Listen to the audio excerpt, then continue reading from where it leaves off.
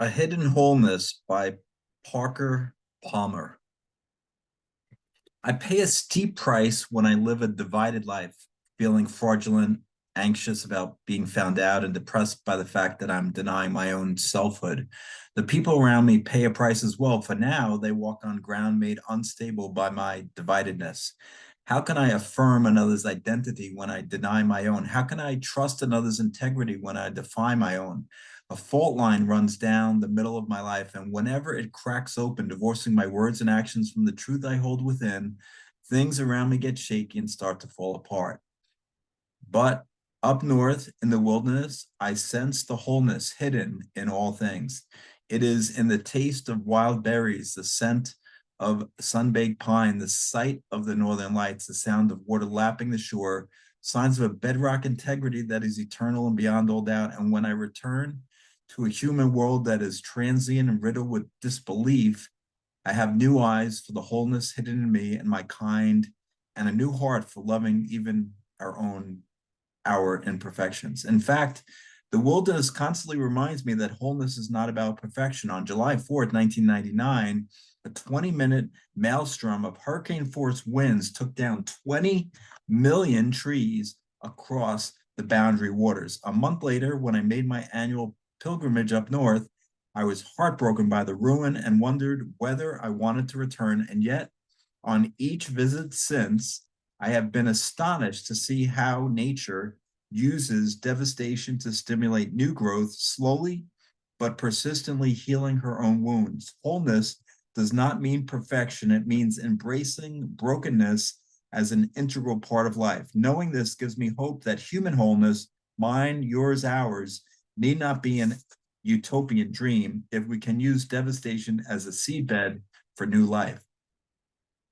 But this I can claim. Every time we get in touch with the truth source we carry within, there is net moral gain for all concerned. Even if we fail to follow its guidance fully, we are nudged a bit further in that direction. And the next time we are conflicted between inner truth and outer reality, it becomes harder to forget or deny that we have an inner teacher who wants to lay a claim on our lives. A strong community helps people develop a sense of true self, for only in community can the self exercise and fulfill its nature, giving and taking, listening and speaking, being and doing. But when community unravels and we lose touch with one another, the self atrophies and we lose touch with ourselves as well. Lacking opportunities to be ourselves in a web of relationships, our sense of self disappears, leading to behaviors that further fragment our relationships and spread the epidemic of inner emptiness. As I view our society through the lens of my journey with depression, an extreme form of the empty self syndrome and experience of self annihilation, just sort of death, I am convinced that the moralists have got it wrong, and it's never selfish to name, claim, and nurture true self. There are selfish acts to be sure, but those acts arise from an empty self as we try to fill our emptiness in ways that harm others or in ways that harm us and bring grief to those who care about us. When we are rooted in true self, we can act in ways that are life-giving for us and all whose lives we touch. Whatever we do to care for true self is, in the long run, a gift to the world. Living behind a wall has at least three consequences. First, our inner light cannot illuminate the work we do in the world. When I was a young professor, walling off true self from the pressures of the tenure system meant sacrificing my teacher's heart. I lectured not to help my students learn, but to prove how professorial I was. My teaching in those days was too often guided by signals from the planet called academic success instead of signals from within that could have kept me connected to my students' needs. I was not teaching by my best lights, and I am afraid that I too often let my students in the dark.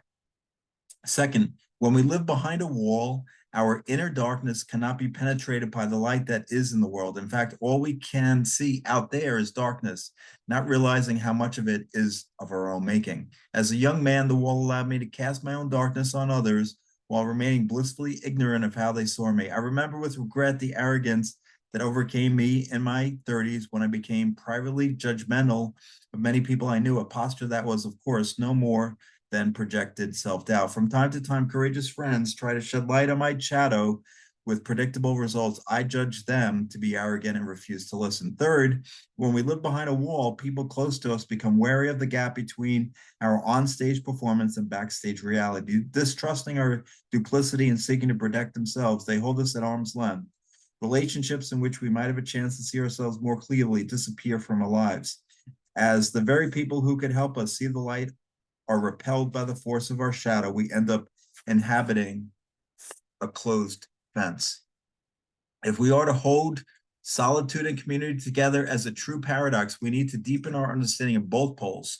Solitude does not necessarily mean living apart from others. Rather, it means never living apart from oneself. It is not about the absence of other people. It is about being fully present to ourselves, whether or not we are with others. Community does not necessarily mean living face to face with others. Rather, it means never losing the awareness that we are connected to each other. It is not about the presence of other people. It is about being fully open to the reality of relationship, whether or not we are alone. When we understand solitude and community in these ways, we also understand what it means to create a circle of trust. In Zorba, the Greek, Nikos Kazantzakis tells a tale about the way some efforts to help can do real harm. One morning, I discovered a cocoon in the bark of a tree, just as the butterfly was making a hole in the case, preparing to come out. I waited a while, but it was too long appearing, and I was impatient. I bent over it and breathed on it to warm it. I warmed it as quickly as I could, and the miracle began to happen before my eyes, faster than life. The case opened, the butterfly started slowly crawling out, and I shall never forget my horror when I saw how its wings were folded back and crumpled. The wretched butterfly tried with its whole body to unfold them, but bending over it, I tried to help it with my breath in vain. It needed to be hatched out patiently, and the unfolding of the wings should be a gradual process in the sun. Now it was too late. My breath had forced the butterfly to appear or crumpled before its time. It struggled desperately, and a few seconds later died in the palm of my hand. But that little body is, I do believe, the greatest weight I have on my conscience. For I realize today that it is a mortal sin to violate the great laws of nature. We should not hurry. We should not be impatient, but we should confidently obey the eternal rhythm. Learning to ask. I could not have made the decision with all its attendant risks without a small group of people whose honest, open questions created a space that invited my soul to speak and allowed me to hear it. Such questioning may sound easy, but many people, including me, have trouble framing questions that are not advice in disguise. Have you thought about seeing a therapist?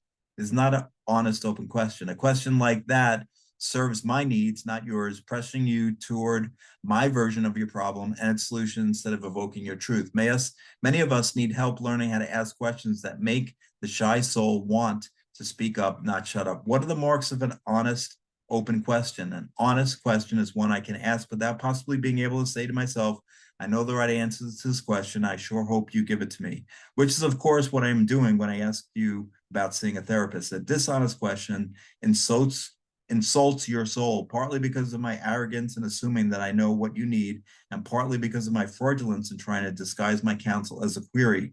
When I ask you an honest question, for example, have you ever had an experience that felt like your current dilemma, or did you learn anything from that prior experience that feels useful to you now? There is no way for me to imagine what the right answer might be.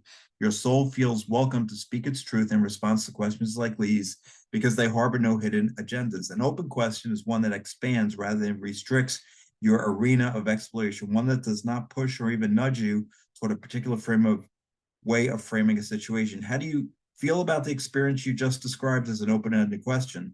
Why do you seem so sad is not. Standing in the tragic gap is unpopular among us because it contradicts the arrogance of power deeply rooted in our egos and our culture.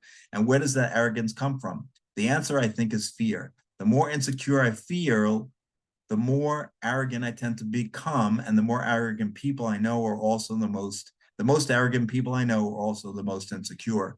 The arrogant ego does not like it when we hold tension, fearful of losing its status if we lose the battle at hand. That, at least, is what our fear of tension looks like on the surface. But fear always comes in layers and can be understood only when we reach its substrate. Ultimately, what drives us to resolve tension as quickly as we possibly can is the fear that if we hold it too long, it will break our hearts. This bedrock layer of fear is the one that interests me for at least two reasons. It evokes more sympathy in me for myself and others than the ego's fear of looking bad or losing out, which seem whiny and pathetic. And the heart's fear of being broken is not fanciful. Holding powerful tensions over time can be, and often is, a heartbreaking experience.